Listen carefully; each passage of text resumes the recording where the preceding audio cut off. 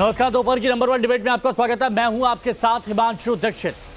बंगाल में इस वक्त जमकर हंगामा हो रहा है, बंगाल में जमकर विवाद किया जा रहा है और ज्यादातर बहुत से ऐसे लोग हैं जो इस वक्त पलायन करने को मजबूर हो गए हैं। बहुत से ऐसे लोग हैं जो घर बार छोड़कर, सब कुछ छोड़कर अपने घरों में ताला लगाकर जा चुके हैं क्योंकि उन्हें अपनी जान बचानी है।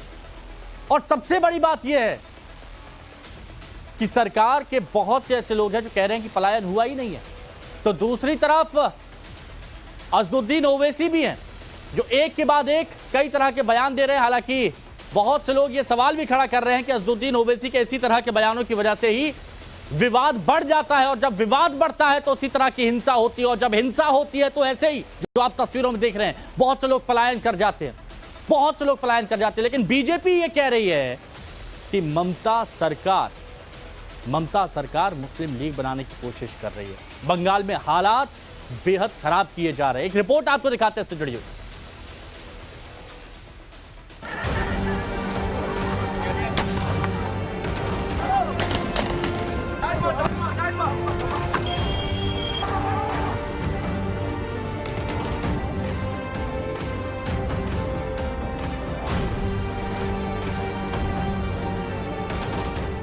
पश्चिम बंगाल के मुर्शिदाबाद में हुई हिंसा के बाद वहां हिंदुओं का पलायन जारी है। दावा है कि सैकड़ों परिवार सुरक्षा के लिहाज से अपना घर बार छोड़ चुके हैं। उन्हें चिंता सता रही है कि उनके साथ जो कुछ हुआ कहीं फिर से रिपीट ना हो जाए। मालदा के राहत शिविरों में हिंदुओं को शरण लेने के लिए मजबूर होना पड़ा है। ऐसे में सवाल उठ रहे हैं, क्या ममता बनर्जी मुस्लिम लीग की तरह काम कर रही है? क्या ममता बनर्जी पश्चिम बंगाल को जिन्ना लैंड बनाने में तुली हुई है? ऐसा ही आरोप बीजेपी लगा रही है।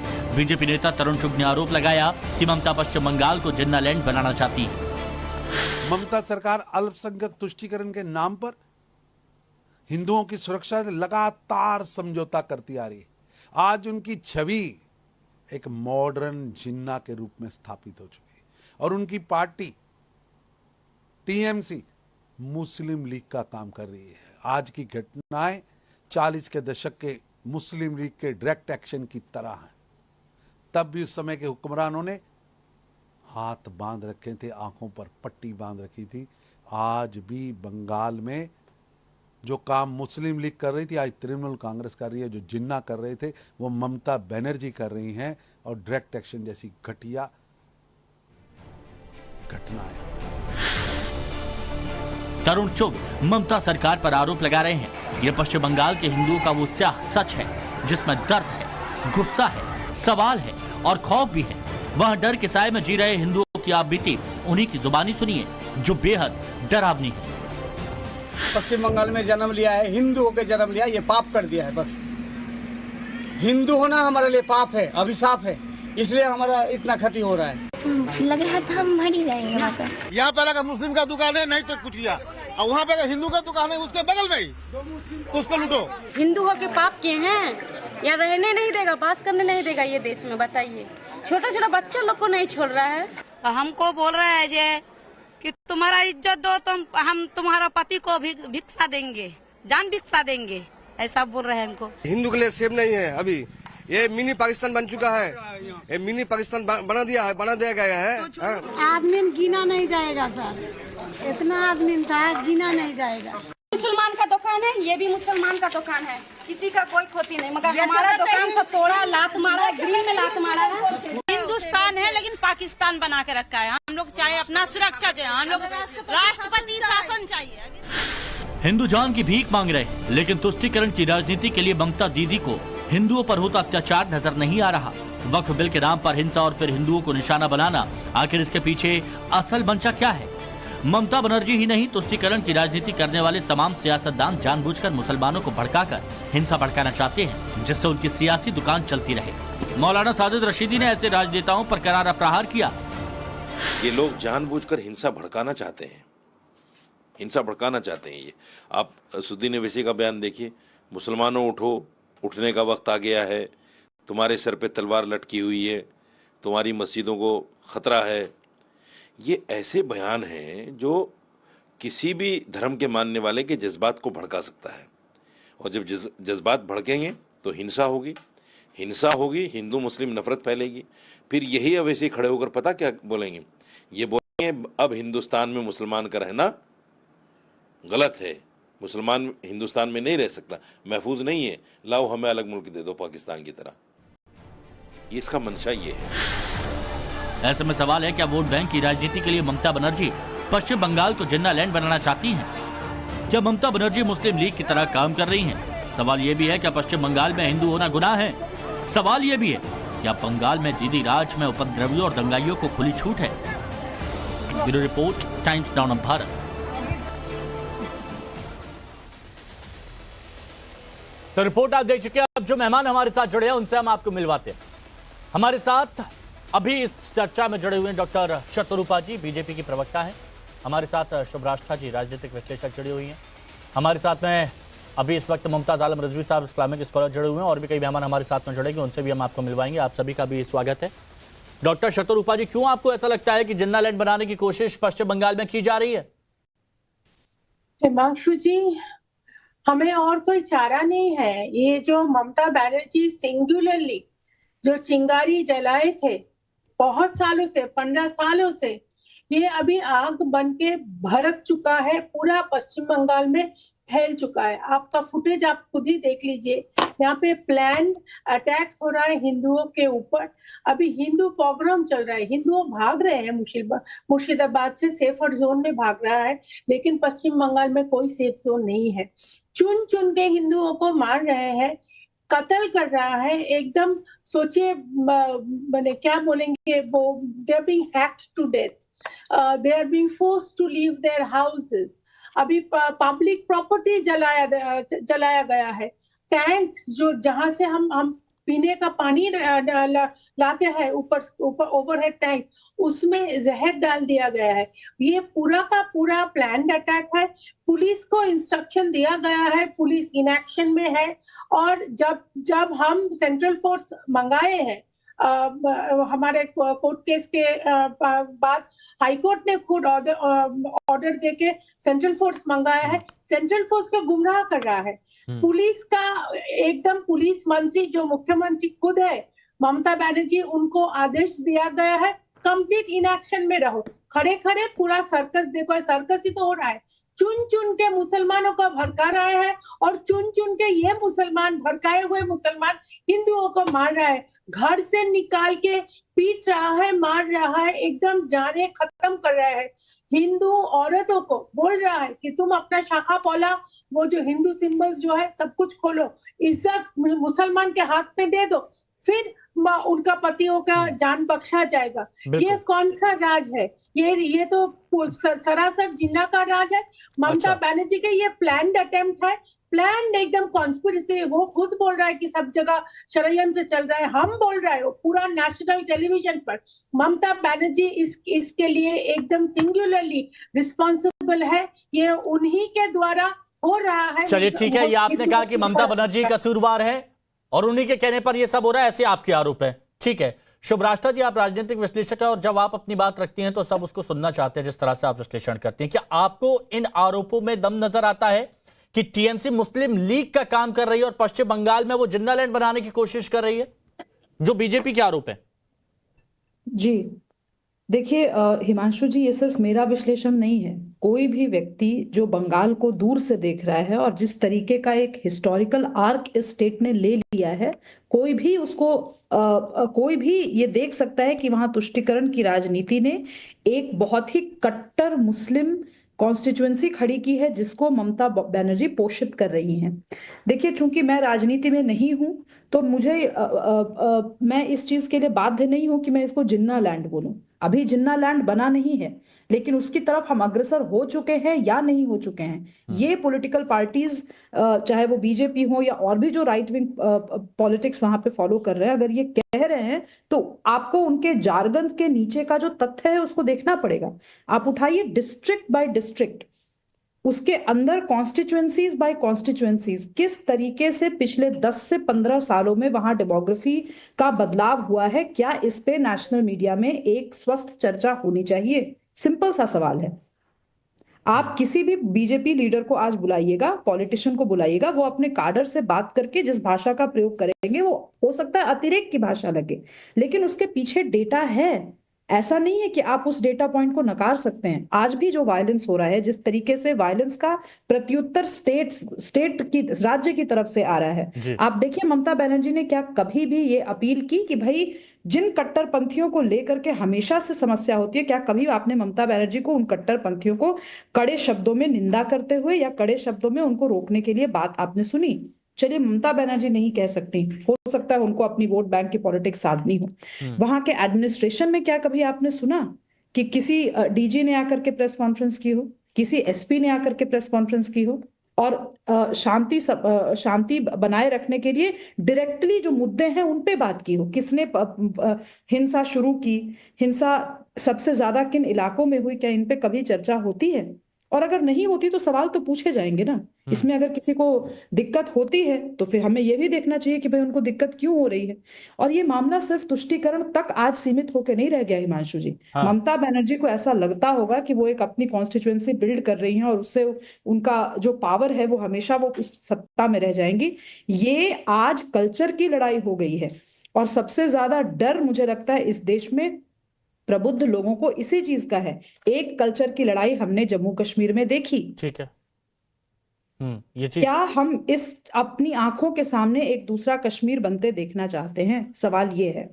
अच्छा ठीक है, मैं जान लेता हूं। मुमताज आलम रिजवी साहब इस्लामिक स्कॉलर है। मुमताज आलम रिजवी साहब, तस्वीरें तो आपने भी देखी होंगी मुर्शिदाबाद की अलग अलग जगह से जो तस्वीरें सामने आई हैं। घरों में ताले लग गए हैं, लोग बाग थोड़ा बहुत सामान लेकर, जो थोड़ा बहुत सामान है बस वही लेकर राहत शिविरों में है। और वो राहत शिविरों में है जहां पर सरकार की तरफ से अब सरकार की तरफ से जब वहां इतने सारे परिवार आ गए तो कुछ व्यवस्था कराई जा रही है कि उनके खाने पीने की कुछ व्यवस्था करा दी जाए। इस तरह के हालात आपको क्या लगता है क्यों हुए?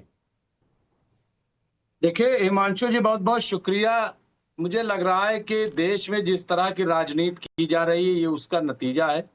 इससे न तो मुसलमानों का कोई फायदा होने वाला है, भला होने वाला है, और न तो कोई हिंदुओं को भला होने वाला है। लेकिन जो लोग हिंदू मुस्लिम की राजनीति करते हैं उनका जरूर इसमें फायदा हो रहा है। और कई बार हो सकता है ये बात गिरा गुजरे, लेकिन कई बार ऐसा लगता है जब हम बंगाल को देखते हैं, मगरबी बंगाल को, कि वहां टीएमसी और बीजेपी की नूरा कुश्ती है।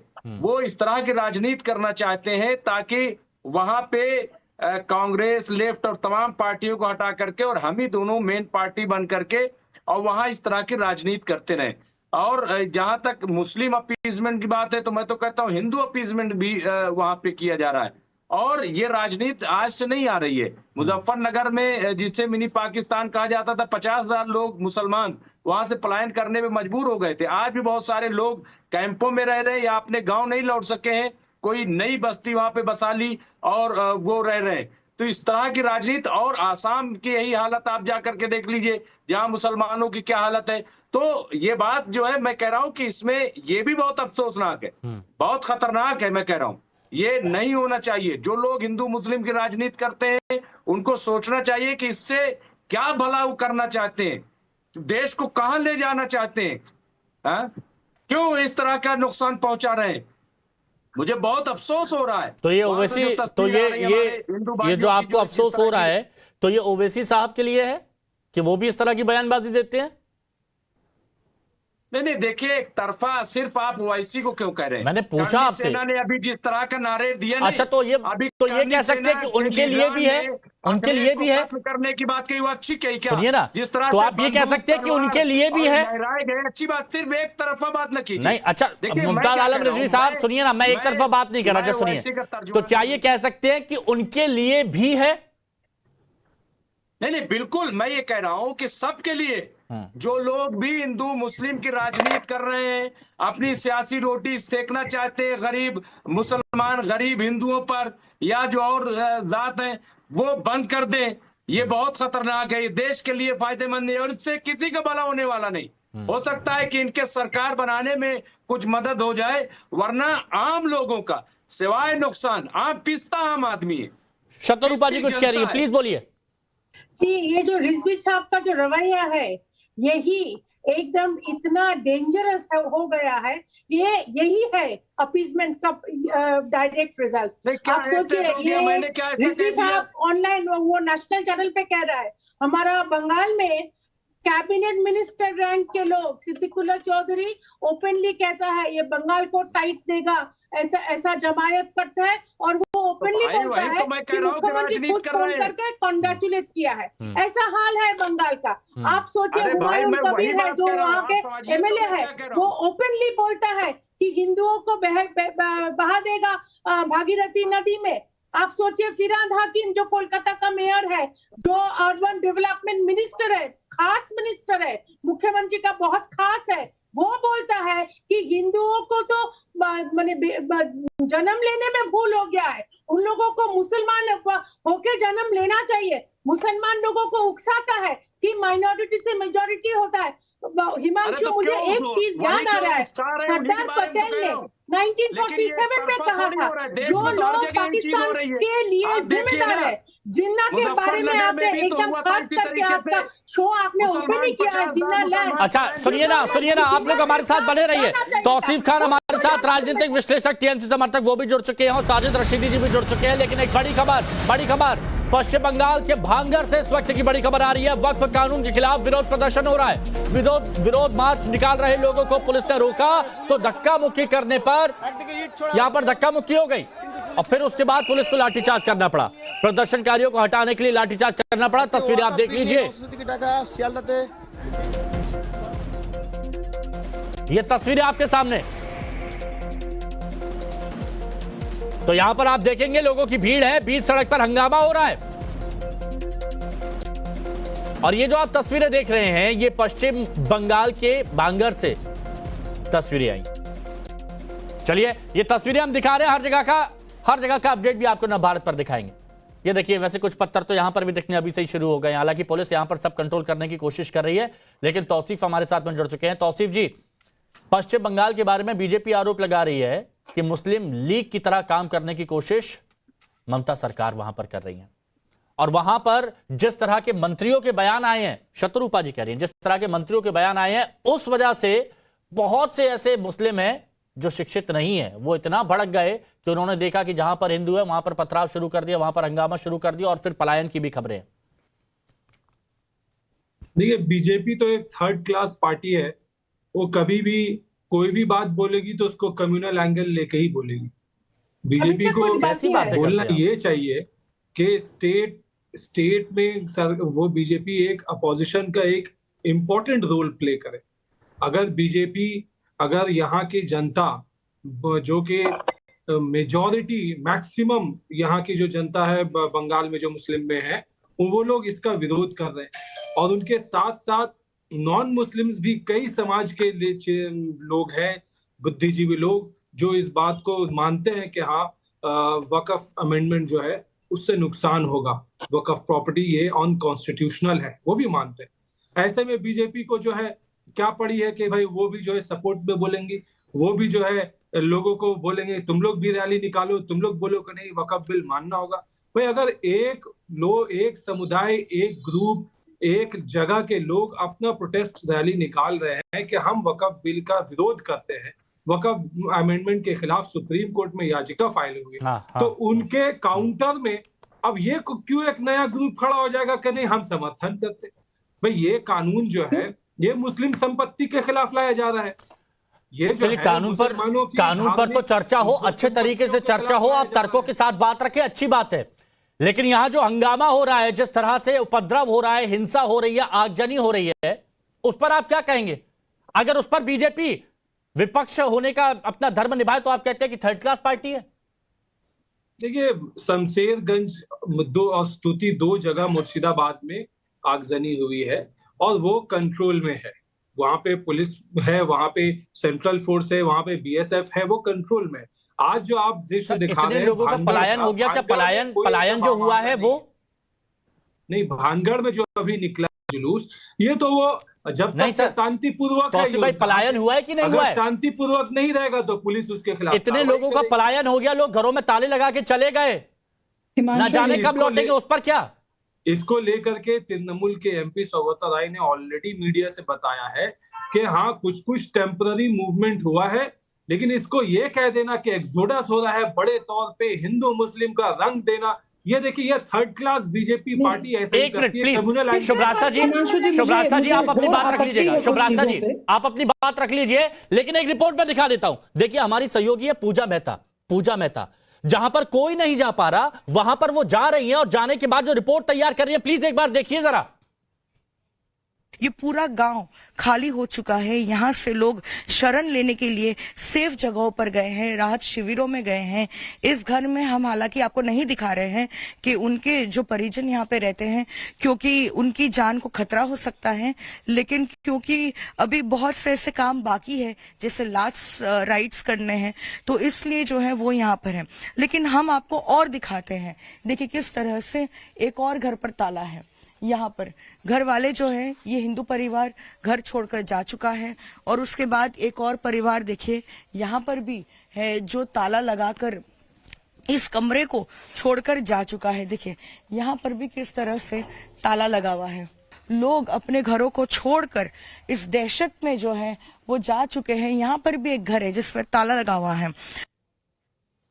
जिस घर में कुछ लोग मौजूद थे, जो नहीं दिखाया वो इसीलिए क्योंकि वहां पर एक बाप बेटे की मौत हो गई थी, वहां पर लास्ट रिचुअल्स थे। वो शुभरास्ता जी कुछ कह रही हैं, प्लीज आ रहा हूं रशीदी साहब। देखिए मुझे इनकी जो इन्होंने भाषाई सीमाएं लांघी है, मुझे उस पर बात नहीं करनी, तौसीफ के बारे में मैं बात कर रही हूँ। लेकिन मुझे इससे घोर आपत्ति है कि टीएमसी के समर्थक, पॉलिटिकल एनालिस्ट आकर ये कहें कि ऑपोजिशन को किस तरीके से बिहेव करना चाहिए, क्या करना चाहिए और लोगों को क्या करना चाहिए। कौन है आप? टीएमसी सत्ता में है। टीएमसी को अगर विरोध करना था वक्फ का तो पार्लियामेंट में करती ना। पार्लियामेंट में तो ऐसी कोई भी हमने तकरीरें नहीं सुनी उनकी तरफ से जिसको लेकर के इन्होंने न तो कोई ऐसा अमेंडमेंट में ऐसे संशोधन इन्होंने आमूलचूल बदलाव करते हुए कहे हों वक्फ को लेकर के, जिसको लेकर के देश में पॉलिसी वाइड चर्चा हो, और उसके बाद सड़कों पर आगजनी करने उतरे मुस्लिम कट्टरपंथी। ममता बनर्जी के मुंह से बकार नहीं निकले, स्टेट के डीजी से बकार के मुंह से बकार नहीं निकले, स्टेट के किसी भी पुलिस अधिकारी, कोई पुलिस अधिकारी छोड़ दीजिए, किसी भी एडमिनिस्ट्रेटिव यूनिट से कोई ना एक प्रेस रिलीज तक जारी हो रही है अपील करने के लिए मुस्लिम कट्टरपंथियों को कि आप हिंदुओं की दुकानें जलाना बंद कीजिए, क्योंकि ये हिंदुओं का एजेंडा नहीं था, ये देश की संसद का एजेंडा था। और उसके बाद यहां बैठ करके हम बकवास सुने कुछ प्रवक्ताओं से इस सेंस में कि लोगों को किस तरीके की भाषा प्रयोग करनी चाहिए, ऑपोजिशन को कैसे बिहेव करना चाहिए। अरे लॉ एंड ऑर्डर नहीं संभल रहा, छोड़ दो यार, रेजिडेंट रूल लगाओ स्टेट में। किस तरीके की बात है ये? मतलब मैं हिमांशु जी, मैं इस चीज को सुन करके मेरा, क्योंकि तौसीफ यही अंग्रेजी डिबेट में आप तौसीफ को बिठाइए, इनकी भाषा बदल जाएगी, इनका बॉडी लैंग्वेज बदल जाएगा, और ये बहुत गलत है। क्योंकि आप अगर कॉन्स्टिट्यूएंसी को केटर करते हैं तो फिर आपके साथ भी वही व्यवहार होगा। मैं तो स्पष्ट पूछ रही हूँ, क्या बंगाल में मुस्लिम चरमपंथ कट्टरपंथ हावी नहीं हो रहा? आप उसको टेम्परेरी सीधा सवाल, सीधा जवाब प्लीज बता दें। नहीं, एक सेकंड हिमांशु जी, क्या स्टेट गवर्नमेंट ने कोई रिपोर्ट जारी की है आधिकारिक ये कहते हुए कि मैं प्लीज शुभरास्ता जी रोकना पड़ेगा, क्योंकि एक बहुत बड़ी खबर आ रही है बंगाल पुलिस के हवाले से, सूत्रों से एक बड़ी खबर, वो यहां पर बताना बहुत ज्यादा जरूरी है। पश्चिम बंगाल पुलिस की रिपोर्ट से बड़ा खुलासा हुआ, बंगाल में हो रही हिंसा में एसडीपीआई का अहम रोल है।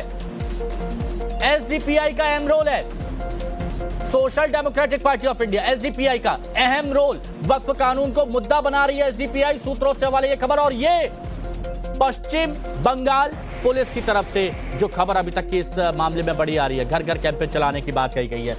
इस पर अब बात कर लेते हैं। माफ कीजिएगा, साजिद रशीदी जी हमारे साथ में जुड़ चुके हैं। साजिद रशीदी जी, एसडीपीआई का किरदार, घर घर जाकर मुद्दा बनाने की बात इसमें कही गई है, यह पश्चिम बंगाल पुलिस की तरफ से जो सूत्रों से खबर आ रही है। और दूसरी बात, असदुद्दीन ओवैसी वो भी इसी तरह की बातें करते हैं, तब लोगों को बरगलाएंगे, भड़काएंगे तो हिंसा तो यह होगी। आपका क्या मानना है? देखिए, मैं अपनी बात की शुरुआत एक शेर से करता हूं जी, कि तू इधर उधर की न बात कर, ये बता काफिला क्यों लूटा। मुझे रहजनों से गिला नहीं, तेरी रहबरी का सवाल है। सुषमा स्वराज जी ने भी इसको पार्लियामेंट में पढ़ा था एक बार, मनमोहन सरकार के टाइम में। मैं ममता बनर्जी से सवाल करना चाहता हूं, आपने ये कह दिया कि हम इस कानून को लागू नहीं होने देंगे, तो फिर ये हिंसा क्यों हो रही मुर्शिदाबाद? ये हिंसा तो नहीं होनी चाहिए। जब आपने कह दिया कानून लागू नहीं होगा तो हिंसा तो नहीं होनी चाहिए। फिर आप जो भी आदमी सड़क पे निकल रहा है, सख्ती के साथ निपटिए उससे, और बल्कि एक सर्कुलर जारी कीजिए कि कोई मुसलमान इस कानून के फेवर में सड़कों पर ना निकले, क्योंकि हम इसको लागू नहीं होने देंगे। बात खत्म हो गई। आप एक तरफ ये भी कह रहे हैं कि हम कानून लागू नहीं होने देंगे, और एक तरफ सड़कों पे भी निकाल रहे हैं। आपके मंत्री कहते हैं कि अगर मुसलमानों के खिलाफ कानून पास होगा तो क्या हम सड़कों पे नहीं निकलेंगे? सड़कों पर जानबूझकर मुसलमानों को निकाला जा रहा है। मैं बार बार कहता हूं, मैं इस बात के मुखालिफ हूं। आप उन बेचारे मुसलमानों को जो कम पढ़े लिखे हैं, जो बेरोजगार हैं, उनको सड़कों पर लाकर उनके खिलाफ कार्रवाइयां क्यों करना चाहते हैं भाई? आप उनके खिलाफ केस क्यों लगवाना चाहते हैं? रशीदी साहब, बहुत साफ गोई और बेबाकी से आपने अपनी बात रखी, लेकिन आपने कहा कि सड़कों पर निकाला जा रहा है। कौन निकाल रहा है? मैं बता रहा हूं ना, सड़कों पर यही तो निकाल रहे हैं। उनके मंत्री का बयान है, आप देख लो। ममता बनर्जी के मंत्री हैं तौसीफ भाई, अब क्या कहेंगे बताइए? जब ममता दीदी ने खुद कह दिया है कि हम लागू नहीं होने देंगे, फिर उनके मंत्रियों के ऐसे बयान, आग फोड़ने वाले बयान। नहीं, देखिए ये बात कर रहे हैं मंत्री जी की, सिद्दीकुल्ला चौधरी की। उनकी जो रैली हुई थी वो 3 दिन पहले हुई थी, रामलीला मैदान के अंदर कलकत्ता शहर में हुई थी, और उसमें हजारों लाखों की संख्या में लोग आए थे। उसमें कोई भी आगजनी का, कोई भी वायलेंस का घटना नहीं हुआ है। पहली बात ये। दूसरी ये कि ममता बनर्जी बार-बार कह रहे हैं, उन्होंने बयान दिया, 1000 लोगों ने सुना, वो अपने घर गए, उन्होंने वो मैसेज किसी और को पहुंचाया, उन्होंने कहा कि भाई सरकार हमारे साथ है तो हम शांत क्यों हैं? मुर्शिदाबाद में भी जो रैली निकली थी वो पुरअमन थी। भाई, आपको क्या वाकई लगता है कि इस तरह के कुतर्क देके थोड़ा सा तौसीफ भाई लगता है आपको? जवाब दीजिए। अरे जो लोग बंगाल से नहीं है वो बंगाल पे सवाल कर रहे हैं। नहीं, सीधे बताइए ना, कितना सही सवाल पूछा। और ये मुसलमानों को सुनना चाहिए, जो पश्चिम बंगाल में है, सुनना चाहिए कि उन्हें कौन बरगला रहा है सड़क पर, कौन पहुंचा रहा है, कौन इस हिंसा में उनको आरोपित बनवा रहा है। मेरा एक सवाल है आपसे, मैं एक सवाल पूछ रहा हूँ हिमांशु से, शॉर्ट में। हाँ तौसीफ, मुझे बताओ, जब टीएमसी सरकार, ममता बनर्जी की सरकार ये कह रही कानून लागू नहीं होगा, तो मुसलमानों को वार्निंग क्यों नहीं दे रही है सरकार के सड़कों पर नहीं निकलना, नहीं तो कार्रवाई करेंगे? क्यों वार्निंग नहीं दे रही है? क्यों उनको निकलने के लिए तैयार किया जा रहा है? आपने, ठीक है, अब आप सुन लीजिए। अब आप बीच में इंटरफेयर मत कीजिए। आपने सवाल पूछ लिया, मैंने जवाब दे दिया, दोबारा आपने सवाल किया। तो सवाल यह है कि भाई ममता बनर्जी ने बार बार अपील की है लोगों से कि वो यहाँ पे अमेंडमेंट लागू नहीं करेंगे, लेकिन ये बंगाल है, ये उत्तर प्रदेश नहीं है। उत्तर प्रदेश में लोगों को डंडा मारा जाता है, बुलडोजर चलाया जाता है, उनके प्रॉपर्टी छीन ली जाती है। बंगाल में कोई जवाब नहीं यहाँ पर। नहीं, मैं कोई जवाब नहीं है। और आपत्ति है इस बात से, कोई जवाब नहीं है। आप लोग रेसिस्ट, कम्युनल, आप लोग कैसे लोग हैं आप लोग? है तो उसके खिलाफ कार्रवाई होगी। बिना पैर की बातें आपको देख करके मैं बंगाल की तासीर नहीं व्याख्या करूंगी कि बंगाल की क्या तासीर है, क्योंकि आप शायद बंगाली हैं भी नहीं, जिस तरीके की बात आप बोल रहे हैं। एकदम नहीं है। आपको हिम्मत कैसे नहीं आता है? मुस्कुराइए मत। लोग मर रहे हैं, लोगों के घर जल रहे हैं, और आप यहाँ बैठकर खीसे करती हो नेशनल टेलीविजन पर। तौसीफ भाई, एक तो मुझे बड़ा ताज्जुब होता है, प्लीज मुझे एक बात कहनी है, मुझे बहुत ताज्जुब होता है कि इतना सेंसिटिव मुद्दा होता है, और इस सेंसिटिव मुद्दे पर अगर कोई गंभीर बात होती है तो आप मुस्कुराते हैं, आप हंसते हैं। वहां पर लोग घर पे ताला लगा के कहां रह रहे हैं, खाने का ठिकाना नहीं है। छोटी सी बच्ची कहती है कि मुझे लगा मैं मर जाऊंगी कैंपेन में। ये छोटी सी बच्ची कहती है कि मुझे लगा मैं मर जाऊंगी, और आप हंस रहे हैं। के मुंह पे स्मित मुस्कान हो ही नहीं सकती है। इस तरीके की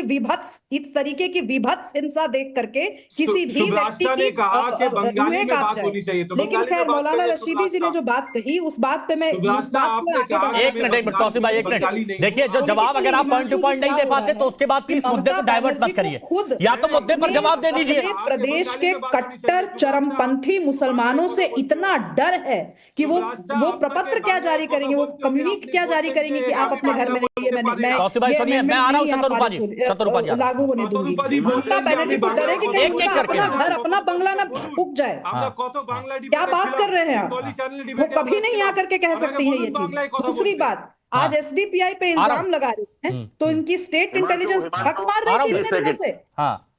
जब वक्त अमेंडमेंट आया तो क्या बंगाल पुलिस की जो स्टेट इंटेलिजेंस विंग है वो झक मार रही थी? उनको पता नहीं था कि एसडीपीआई इतना बड़ा कांड करने जा रही है?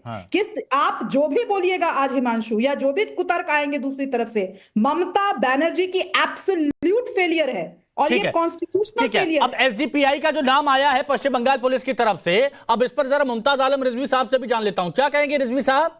एसडीपीआई के ऊपर आ रहा है अब।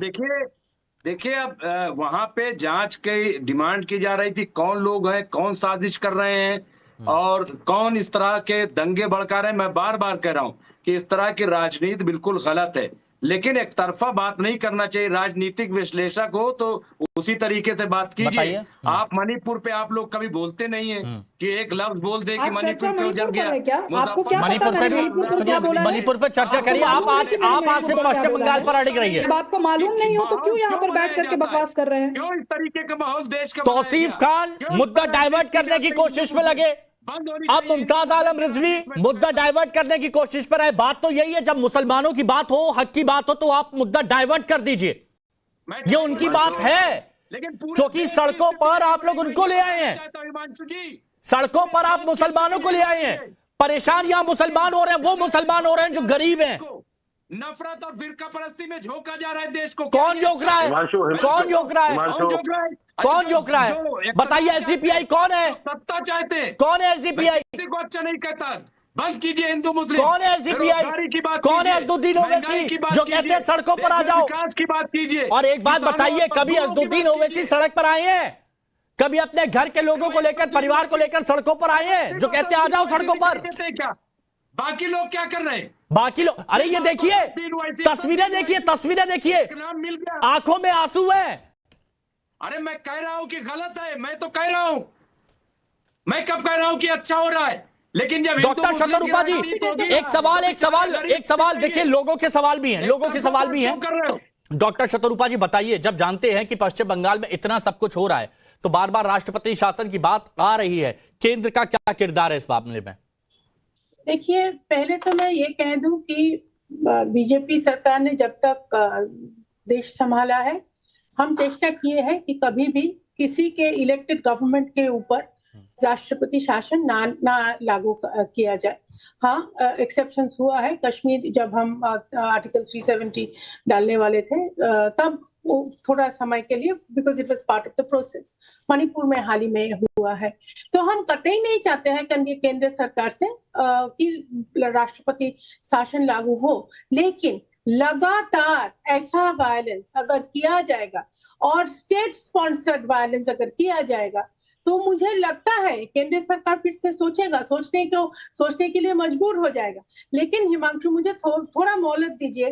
ये जो वक्फ के बारे में ये लोग सब कुछ कह रहा है, तौसीफ आते ही वक्फ का ऊपर पूरा ब्लेम डाल दिया। अगर ये वक्फ के बारे में सच में कुछ बोलना था, अभी भी कल्याण बनर्जी तो बहुत कुछ कहा लोकसभा में। मैं ऐसा सोचा कि पूरा इस्लाम का मसीहा होके खड़ा हो गया, अल्लाह को बुला लिया। जो लोग कुछ दिन पहले श्री राम का बर्थ सर्टिफिकेट मांगते थे, तो नहीं, मेरा ये कहना है हिमांशु कि अगर वक्फ के लिए ऐसा लड़ना है, एक नंबर तो ये है, जैसे साजिद जी ने एकदम खुलेआम कह दिया कि ममता ने तो बोला है यहाँ पे लागू नहीं होने देगा, तो फिर दिक्कत क्या है? लेकिन ये किसी के पानी को जहर मिला के, ये हिंदुओं को भगा के कौन सा वक्फ ये पूरा का पूरा चालू कर देंगे, मुझे ये बताइए। लेकिन ये दिक्कत वाला ये है कि मुस्लिम कम्युनिटी का जो एमएलएस है, मिनिस्टर्स है, उन्हीं लोगों ने पश्चिम बंगाल के ज्यादातर वक्फ लैंड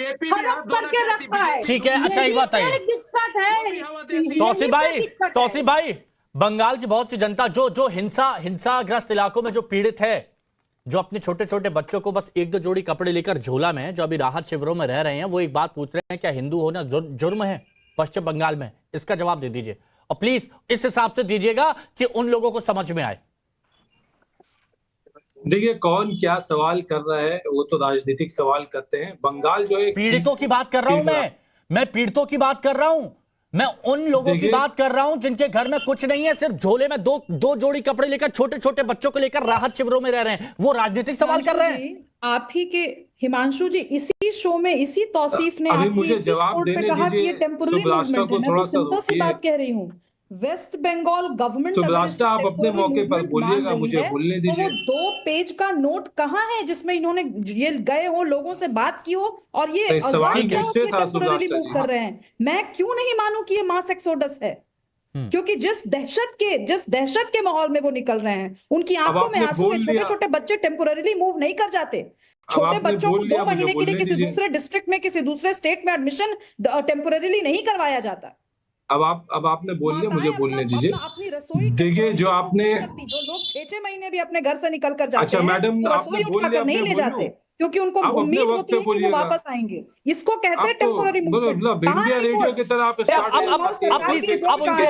अब उनको जवाब देने दीजिए प्लीज। अब आप उनको जवाब नहीं, शुभराष्ट्र जी अब प्लीज जवाब देने दीजिए। ममता बनर्जी के चरण चुंबक। ठीक है शुभराष्ट्र जी अब बोलने दीजिए। अंग्रेजी में करें, हिंदी में शुभराष्ट्र जी करें, प्लीज बंगाली में देखिए, करें। आपने शुभराष्ट्र जी प्लीज अब बोलने दीजिए, लेकिन प्लीज कम से कम तौसीफ भाई इतना समझिए कि वो जो पीड़ितों की मैं बात कर रहा हूँ, वो राजनीतिक बयान नहीं दे रहे हैं, बस इतना समझिए। मैं बताता हूँ हिमांशु, देखिए बहुत ही दुर्भाग्यपूर्ण बात है कि हिंसा हुई है मुर्शिदाबाद में, और उसको पुलिस ने कंट्रोल भी किया है। बीएसएफ को वेस्ट बंगाल पुलिस ने पहले ही बुला लिया था, और बाद में हाईकोर्ट के आदेश के द्वारा सेंट्रल फोर्सेस की भी तैनाती है। और आपने कॉरेस्पॉन्डेंस का वीडियो दिखाया पूजा को, हम उनको कॉलेज डेज से जानते हैं जब वो कॉलेज में थी। तो देखिए, बंगाल का जो माहौल है, ये यहाँ पे नफरत नहीं है, यहाँ हिंदू मुस्लिम साथ में रहते हैं। ये माहौल को बिगाड़ने की एक साजिश है, जो बार बार तृणमूल के जो बंगाल के जो ऑफिशियल स्पोक्स पर्सन है कुणाल घोष, उन्होंने बोला।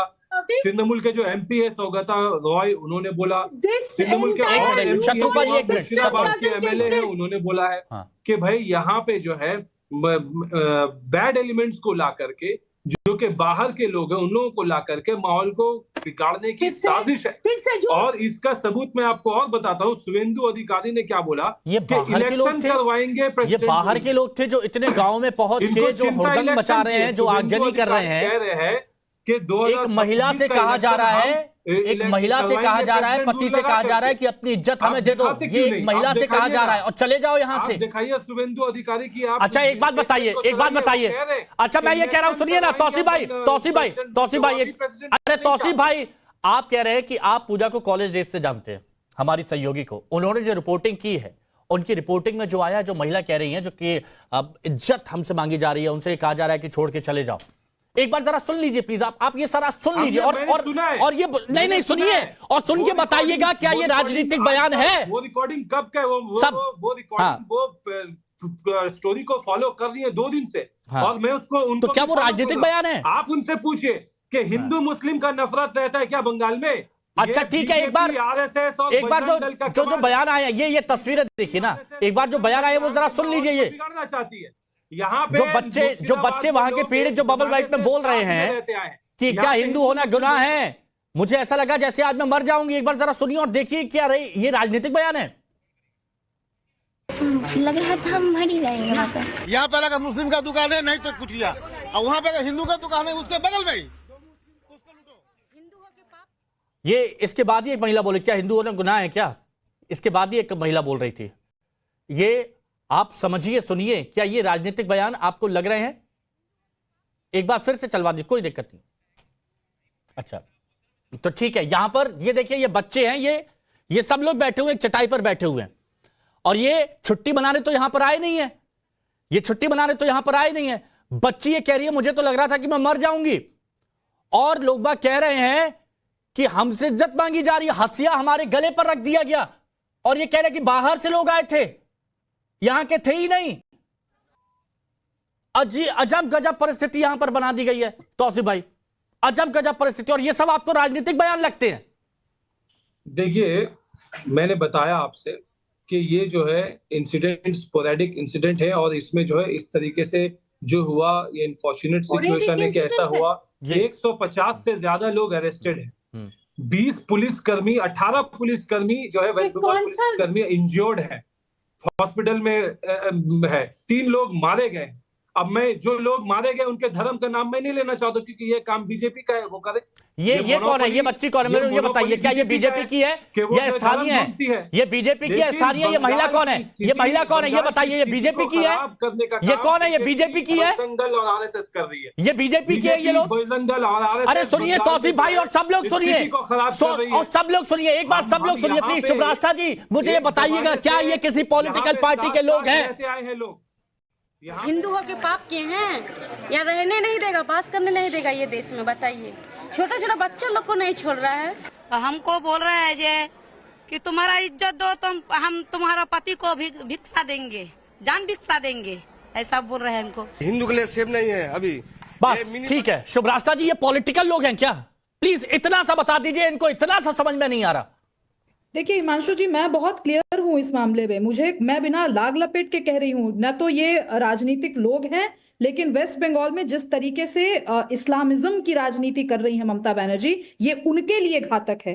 मैं आज ये प्रिडिक्ट कर रही हूं, आज जिस तरीके से ममता बनर्जी डर में, दहशत में, अपने ही स्टेट के अंदर दहशतगर्दों को सीधे सीधे कॉल आउट नहीं कर रही है, कल उनकी जान पे भी आफत आ सकती है। इस तरीके की स्थिति बंगाल में बन रही है। रिजवी साहब, इन लोगों को सुना आपने?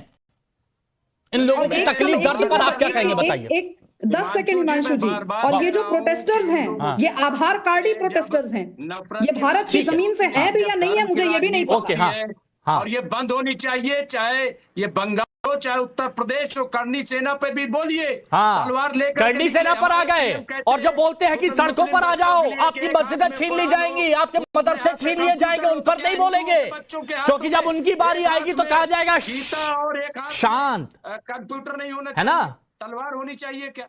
हाँ बताइए। जब बिल्कुल मैं वही तो कह रहा हूं कि आपको वही देखेंगे जो मुझे देखना है, वही सुनेंगे जो मुझे सुनना है, और इन पीड़ितों का दर्द, इन पीड़ितों की तकलीफ किसी को नहीं दिखेगी, कोई एहसास ही नहीं करेगा, क्योंकि गरीब लोग हैं ना, घर पर ताला लगा दिया, पहुंच गए शिविर में।